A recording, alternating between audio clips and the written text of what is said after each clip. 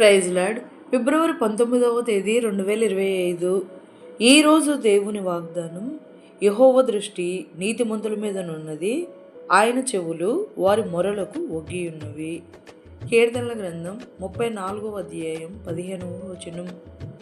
నీతిమంతులు మొరబెడితే యెహోవా ఆలకించి వారి శ్రమలన్నిటిలో విడిపించును, మరియు ఆయన చెవులు వారి మొరలకు ఒగ్గియుండును. గనుక మనము మన జీవిత కాలం అంతయు నీతిని అనుసరించే వారమై యెహోవా కనుదృష్టి మన మీద ఉండులాగున కీడు చేయటం మాని సమాధానమును నీతిని కలిగి మనము జీవించదము. ఈ రోజు వాగ్దానం మన జీవితంలో నెరవేరాలని కోరుకుంటూ జీసస్ పరిచర్యలో మీ సహోదరి Suma. God bless you all.